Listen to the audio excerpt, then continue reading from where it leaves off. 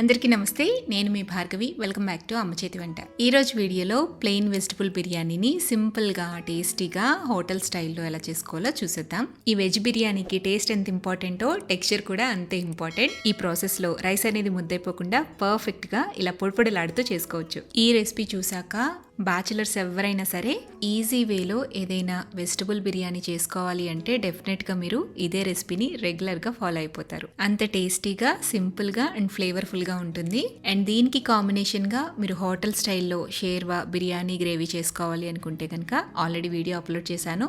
ఆ link description బాక్స్లో ఉంటుంది, చెక్ చేయండి. ఈ రెండు కూడా బెస్ట్ కాంబో రెసిపీస్ అని చెప్తాను. మరి లేట్ చేయకుండా రెసిపీ ప్రాసెస్లోకి వెళ్ళిపోదామా? ముందుగా దీనికోసం బాస్మతి రైస్ని నానబెట్టుకోవాలి. 1 గ్లాస్ బాస్మతి రైస్ని ఒక బౌల్లోకి వేసుకుని నీళ్లు పోసి శుభ్రంగా కడిగి మళ్ళీ నిండుగా నీళ్లు పోసేసి అరగంట పాటు నానబెట్టండి.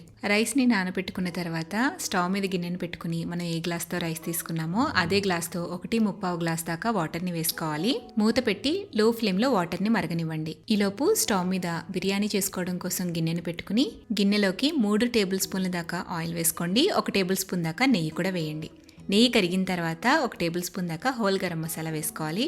బిర్యానీ ఇంగ్రీడియంట్స్ అన్నీ వేసుకోవచ్చు. షాజీరా, దాల్చిన చెక్క, లవంగ మొగ్గ, యాలక్కాయలు, అనాస పువ్వు, చిన్న జాజికాయ ముక్క, జాపత్రి, నల్ల యాలక్కాయ, మరాఠీ మొగ్గ, అలాగే బిర్యానీ ఆకు, ఇలా అన్నీ వేసుకున్న తర్వాత నూనెలో కాస్త వేయించండి. ఇప్పుడు ఇందులోకి అరకప్పు దాకా చిన్న ముక్కలుగా కట్ చేసుకున్న ఉల్లితరుగు వేయండి.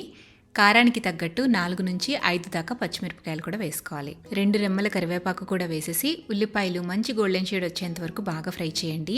ఉల్లిపాయలు ఈ విధంగా బాగా వేగాక ఇందులోకి 2 టీ స్పూన్ల దాకా అల్లం వెల్లుల్లి పేస్ట్ వేసి ఫ్రై చేయండి. అల్లం వెల్లుల్లిపై ముద్ద పచ్చివాసన పోయేలాగా వేయించుకున్నాక ఇందులోకి వెజిటబుల్స్ అన్నీ కూడా వేసుకోవాలి.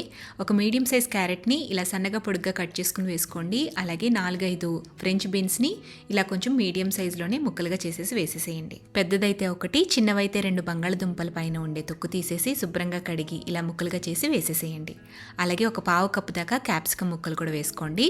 2 లేదా 3 టేబుల్ స్పూన్ల దాకా పచ్చి బఠానీ కూడా వేసి రుచికి తగినంత ఉప్పు కూడా వేసుకుని ఈ వెజిటబుల్స్ని కాస్త కుక్ చేయాలి. ఇక్కడ వెజిటబుల్స్ అనేవి మీ ఆప్షనల్ అండి. మీకు నచ్చిన వెజిటబుల్స్ని వేసుకోవచ్చు. ఇందులోనే ఉడికించిన సోయా చంక్స్ కూడా వేసుకుని చేసుకోవచ్చు. గరిటెతో కలుపుతూ మూత పెట్టుకుంటూ కాస్త మగ్గించండి. వెజిటబుల్స్ అనేవి హాఫ్ కుక్ అయిన తర్వాత ఇందులోకి 2 టేబుల్ స్పూన్ల దాకా సన్నగా తరిగిన కొత్తిమీర, సన్నగా తరిగిన పుదీనా కూడా వేసేసుకుని 1 టీ స్పూన్ దాకా ధనియాల పొడి కూడా వేయాలి. ఒక్కసారి కలిపి ఇందులోకి మనం నానబెట్టుకున్న రైస్ని నీళ్లు లేకుండా డ్రైన్ చేసేసుకుని వేసుకోవాలి.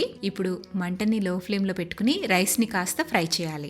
లైట్గా ఇలా ఆయిల్లో రోస్ట్ చేయటం వల్ల రైస్ అనేది చాలా పొడి పొడిగా వస్తుంది. ఇలా రైస్ని కాస్త ఫ్రై చేసుకున్న తర్వాత మనం ఎసురుగా పక్కన పెట్టి మరిగిస్తున్న నీళ్ళని ఇందులోకి వేసేసేయండి. ఒకసారి కలిపి అరచెక్క నిమ్మరసాన్ని ఇందులో పిండుకోండి. 1 లేదా 2 టీ స్పూన్ల దాకా నెయ్యిని కూడా వేసి కలిపి టేస్ట్ చూసుకుని సాల్ట్ని కూడా అడ్జస్ట్ చేయండి. ఇప్పుడు మూత పెట్టేసి లో ఫ్లేమ్లో రైస్ అంతా చక్కగా ఉడికేంత వరకు చిన్నగా నిదానంగా సన్నటి సెగ మీద ఉడికించేసేయండి. రైస్ చక్కగా ఉడికిపోయాక స్టవ్ ఆపి పక్కకు దించుకుని మూత అలానే ఉంచి ఒక 10 నిమిషాలు ఆగిన తర్వాత సర్వ్ చేసుకోండి. అంతే, తెల్లగా పొడిపొడిలాడుతూ హోటల్ స్టైల్లో ప్లెయిన్ వెజిటబుల్ బిర్యానీ రెడీ అయిపోతుంది. మీరు ప్లెయిన్గా సర్వ్ చేసుకోవాలనుకున్నా కొంచెం రైతా పెట్టి సర్వ్ చేసుకోవచ్చు. లేదంటే హోటల్ స్టైల్లో పల్లిచెట్టి షేర్వా ఉంటుంది కదండి, ఆ రెసిపీ కావాలన్నా కూడా రీసెంట్గానే అప్లోడ్ చేశాను. ఇంకా మీరు వీడియో కనుక చూడకపోయి ఉంటే డిస్క్రిప్షన్లో లింక్ ఉంటుంది, చెక్ చేయండి. మరి సింపుల్ ప్లెయిన్ వెజ్ బిర్యానీని మీరు కూడా ఇంట్లో తప్పకుండా ట్రై చేసి టేస్ట్ చేసి మీ ఫీడ్బ్యాక్ని నాతో షేర్ చేయడం మర్చిపోవద్దు. వీడియో నచ్చితే లైక్ చేయండి, మీ ఫ్రెండ్స్కి రిలేటివ్స్కి షేర్ చేయండి. మరిన్ని టేస్టీ సింపుల్ క్విక్ రెసిపీస్ కోసం అమ్మ చేతి వంట ఛానల్ని సబ్స్క్రైబ్ చేయండి.